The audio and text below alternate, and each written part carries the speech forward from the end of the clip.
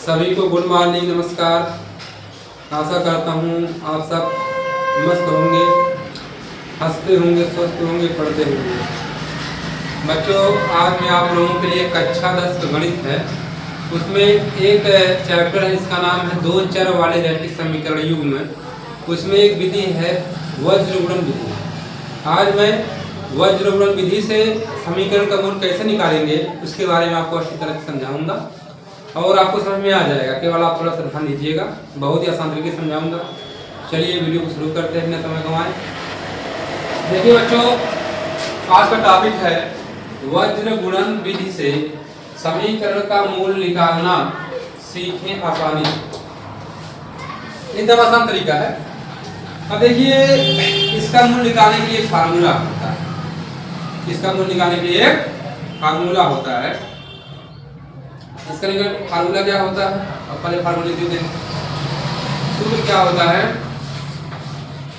वज्र गुणन विधि सूत्र। इस सूत्र को आप लोग स्क्रीनशॉट ले लीजिएगा, बहुत इंपॉर्टेंट सूत्र है। सूत्र होता है x अपान BC dash minus B dash C बराबर y upon CA dash minus C dash A बराबर 1 अपान AB dash minus A dash B। यही फार्मूला है बच्चों, यही फार्मूला है। इसी से हम किसी भी समीकरण हो उसका मूल निकाल सकते हैं बहुत ही आसानी से, सूत्र से। चलिए आपको एक सवाल लगाकर इस वीडियो पर बताते हैं और बहुत ही आसान तरीके से बताएंगे, समझ में आ जाएगा। तो इस वीडियो को शुरू करते हैं। आपके सामने क्वेश्चन दिया गया है, प्रश्न है, प्रश्न है 2x प्लस वाई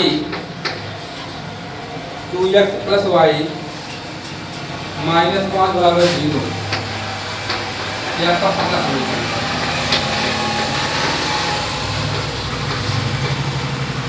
और दूसरा समीकरण आपका दिया गया है 3x प्लस 2y माइनस 8।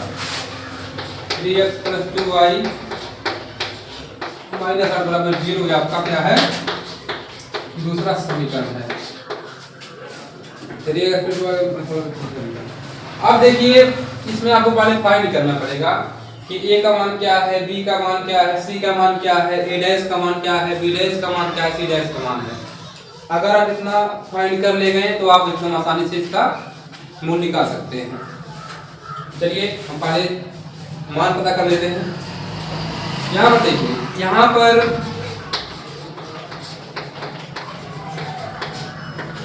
पर a का मान है 2। ये आपका a का मान, इसके नीचे आपका a डैश का मान होता है। ये आपका a डैश का मान है 3। फिर b का मान कितना है? 1 है। b डैश का मान कितना है? 2 है।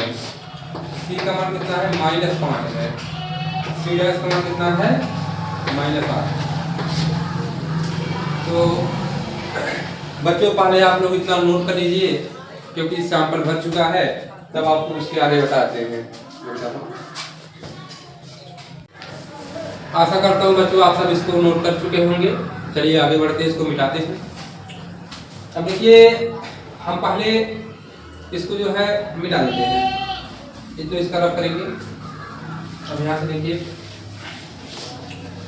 अब यहाँ पर हमने जो मान निकाला था, पहले मान क्लियर कर देते हैं। हमने क्या कहा था कि a का मान कितना था? a का मान कितना था जी? a का मान कितना था? 2। a डैश का मान कितना था? 3। b का मान कितना था? 1। b डैश का मान कितना था? 2। और c का मान कितना था? -5। c डैश का मान कितना था? -8। ये हमारा सब मान था। ठीक। अब चलिए इसको फार्मूला रखते हैं।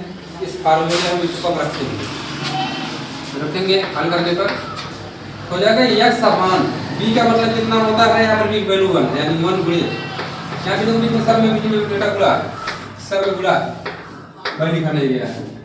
तो b गुणे c डैश का मान कितना है? -8। ये वैल्यू में कर देते हैं। फिर माइनस है बी डैश का मान कितना है, बी डैश का मान है 2, ठीक है, बी डैश का मान कितना है 2, सी का मान कितना है -5, कितना हो गया बराबर, अब देखिए वाई अपन सी का मान कितना है, सी का मान कितना है -5, गुणे ए डैश का मान कितना है 3, सी डैश का मान कितना है -8, गुणे ई का मान कितना है 2, और देखिए इसके बाद है ए का मान कितना है 2, गुणे बी डैश का मान कितना है 2, माइनस ए डैश का मान कितना है 3, बी का मान कितना है 1। चलिए तो इसको हल कर लेते हैं हम लोग। जब इसको आप हल करेंगे तो आपको मिलेगा x अपान ये तुम्हारा प्लस माइनस का मान होगा 8 यानी -8, यहाँ पर देखिए 5 तो 10 तो हुआ लेकिन प्लस प्लस हो जाएगा, ठीक है। अब बराबर कितना हो गया, ये y अपान कितना हो गया 5 3 15 -15 के। अब यहाँ पर देखिए 8 गुना 16 तो हुआ -16 लेकिन माइनस प्लस बन गया अर्थात 16 हो गया प्लस का, बराबर वाला अपान कितना हो गया 2 गुना 4 और माइनस कितना हो गया जाएगा नन 3। चलिए इसको हल कर लेते हैं आगे। तो x अपान यहाँ पर देखिए प्लस माइनस का माइनस माइनस हो गया, 10 में 4 घटाएंगे 2 आएगा लेकिन प्लस का 2 आएगा, क्योंकि बड़ी संख्या क्या है 10 है उसका चिन्ह प्लस का है इसलिए आएगा प्लस का 2 आएगा, यानी 2 हो गया। इसी तरह से y अपान प्लस माइनस का माइनस 16 में से 15 घटाएंगे तो 1 मिलेगा, आपको प्लस का मिलेगा क्योंकि बड़ी संख्या प्लस की है, तो 1 हो गया। यहाँ पर देखिए 4 में से 3 गए, इसका मतलब क्या हुआ, यानी x/2 बराबर है y/1 के और y/1 बराबर इसको हम एक बार x/2 बराबर रखेंगे 1/1 तो x माना जाएगा, इस तरह से y/1 बराबर रखेंगे 1/1 तो y का माना जाएगा, तो रखते हैं तो लिखेंगे x/2 इक्वल रखेंगे 1/1, हमको यहाँ से मिल गया क्या मिला, फिर से गुणा हो गया हमको तो हो गया x बराबर 2, यानी एक मान हमको मिल गया x बराबर 2 के। इसी तरह से अब रखेंगे y/1 बराबर 1/1 के, यहाँ से आपका y का मान आ गया, इस गुणा करने पर हो गया क्या हो गया y का मान y बराबर 1 के, यानी x का मान 2 y का मान 1, यानी आपका मूल है।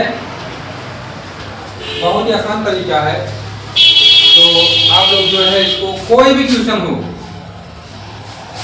कोई भी प्रश्न होगा सब ऐसे ही लगाया जाएगा, इसी प्रश्न पे इसी पर लगेगा। तो आपने देखा कि बहुत ही आसान तरीके से हमने इस प्रश्न का मूल निकाला है वज्रगुणन विधि से। तो आशा करता हूँ आपको वीडियो में बहुत अच्छी तरीके से समझ में आया होगा। तो मिलते हैं आपसे अगली वीडियो में, तब के लिए धन्यवाद। कुछ सही पर धन्यवाद।